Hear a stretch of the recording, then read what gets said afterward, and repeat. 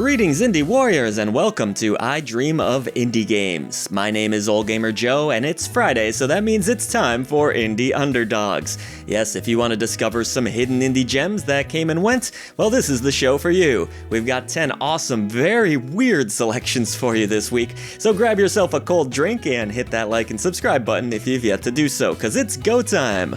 But real quick, if you're as passionate about indie games as we are, well then consider heading over to patreon.com/idreamofindiegames to gain Discord access, early ad-free shows, our podcast 3 days early, and so much more. Can't wait to meet you. Alright then, let's get into it this week. First up, some lighthearted fun with Once Upon a Jester, a 2022 indie gem available on Nintendo Switch and PC. The game follows Jester and his trusty companion Sock as they travel the kingdom, performing in various theater shows in a competition to become the greatest entertainers and win a trip to the infamous Royal Palace. The key to putting on a great show is gathering information beforehand, learning what the audience enjoys, and preparing accordingly. You can buy items and uncover clues before stepping onto the stage, with each show playing out through adorable minigames. While the minigames are simple and silly, the game's charming humor, delightful visuals, and incredible soundtrack make it even more of a joy to experience. At $14.99, Once Upon a Jester is well worth that price tag. If you love the music as much as I did too, the soundtrack is available separately or in a bundle that includes the game. Sadly though, it only managed about 177 reviews on Steam, but you know what they say, the show must go on. Not only is our next game free, so you have no reason not to play it, but it's also awesome. But if you do need even more reasons, it's got freaking cats in it. Alright, that's enough reasons. Catgirl is a delightful little pixel RPG where you are on a quest to rescue a dog, ironically, who's been captured by an evil queen. The game's offbeat sense of humor, hilarious slew of minigames, throwback art, and sound make it really stand out, at least for the few hours that it takes to complete. Yeah, a little on the short side, but that's not necessarily a bad thing, especially these days with all of the 60+ hour games that are dominating. If you like your RPGs relatively accessible with humor that will strike a chord with fans of games such as, say, Earthbound and Undertale, well then consider checking this one out. It's the cat's meow. Tofu's a pretty weird food. Not sure how I feel about the texture, but fried, it's pretty alright, I guess. But a tofu action game? That's something we can all enjoy, and should, as the Strongest Tofu not only has a wonderful sense of humor, but it's an enjoyable platformer in its own right. It's also strangely educational as you learn about the many different forms of tofu and its history. In fact, it was created by a self-proclaimed tofu expert.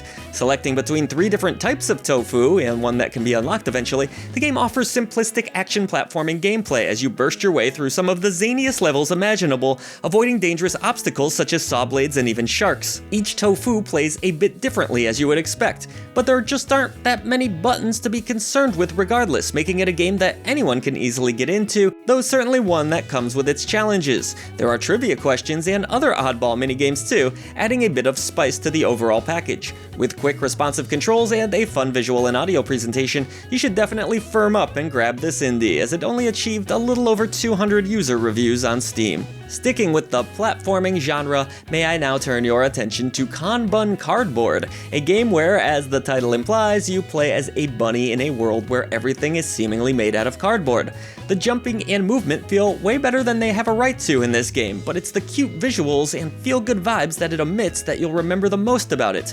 Players will collect missing CDs at their own leisure, with no real pressure or intense challenges to be concerned with. There's a decent offering of unique areas to explore, some fun little mini-games and challenges to do on the side, and did I mention it's adorable? Yeah, I thought so, but it also doesn't hurt that it comes in at a low price tag of $6.99. With only 400 Steam user reviews, let's see if we can get Conbunn Cardboard the signal boost that it deserves. Hot dog, we have a wiener. I always wanted to say that on the channel, but was looking for an excuse. Now we're finally talking about hot dogs. Anyways, your goal in HotDog Runner, like many of the games on this list, is rather simple. Run and collect hot dogs and various other unusual power-ups to achieve high scores. Obstacles will naturally impede your progress, so you'll need to carefully dodge and hop if you hope to succeed.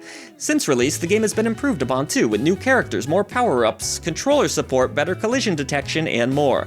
Sounds like the perfect time to get your buns in the seat, if you ask me. While undeniably stupid, HotDog Runner is a good time, but only achieved around 200 or so reviews on Steam. It's about the price of a hot dog too, at $1.99. Indies will try lots of different things, that's obvious, but did you know there was an attempt at a Pokemon Snap-style game?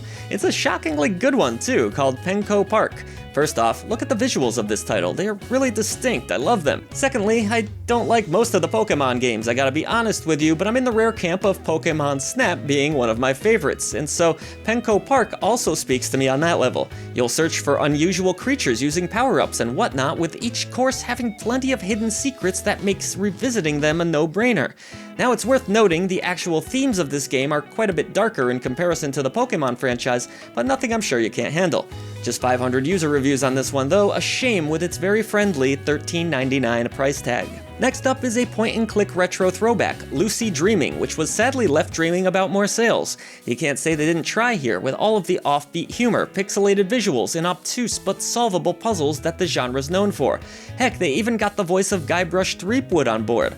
This comedy adventure is full of charm and also made some nice modern refinements that helped bring the genre up to times a bit. The cast of characters were wonderful here, and there's tons to interact with, which, let's face it, is where a great deal of the fun within point-and-clicks comes from, seeing different reactions and dialogue. Throw in some awesome voice work and a good 10 to 15 hours of gameplay, and you've got yourself a winner. Fans of the point-and-click genre should definitely add this one at just $18.99. The soundtrack is also available for purchase, and it's really good. You know, we haven't had enough arcade shoot-'em-up representation on this show in recent times, so today that changes. Blue Revolver is a great game that fans of the genre won't want to miss, but sadly it seems like many of them did. Let me be clear in this recommendation, however, Blue Revolver is pretty tough, though its adaptive difficulty system will help with that a bit.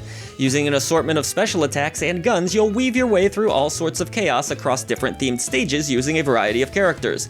There's strategy involved here too, as you block bullets, clear paths, and strategically bounce around bosses. There's also mission modes, XP mode, and of course, you can aim for high scores. It doesn't hurt that the soundtrack totally slaps. This is arcade goodness worth owning at $14.99. So by definition, Pole Stay is a beat-em-up game with tower defense elements, but anyone who's played it knows that it's so much more than that. In what is one of the most insane video games I've ever seen on this channel, Pole Stay is pure comedic genius as you find yourself in the most ridiculous of situations constantly. Playing as an unemployed character, you tend to be a bit of a recluse until of course your house is under attack. Learn a variety of moves, use insane weapons like a watermelon bazooka, set traps, and break down the neighbor's house, all in one video game. Your goal is to not let enemies come into contact with you. Think like Kevin in Home Alone, trying to get the burglars to stay away, kinda, sort of. Look, there's only so much I can say about Pole Stay, but more people really should have experienced it. The game only pulled in 100 or so user reviews, and it's normally priced at $16.99. Well, this has been interesting, but let's close things out with a donut-themed puzzle game, because why not? Freshly Frosted has you placing conveyor belts in specific configurations in order to create the sweetest of desserts and guide those donuts towards victory. This sweet treat features nearly 150 delectable puzzles, but don't think it's going to be easy. Making things difficult are randomizers, teleporters, and more. Don't stress out too much, as the game's lovely pastel visuals will keep you at ease, giving the game a very distinct flavor. The musical pieces are great too, with each world having its own unique theme. It's a tricky game, no doubt, but at the least offers some hints if you're really stuck. This deep-fried treat belongs in every puzzle gaming fan's collection, normally priced at $9.99.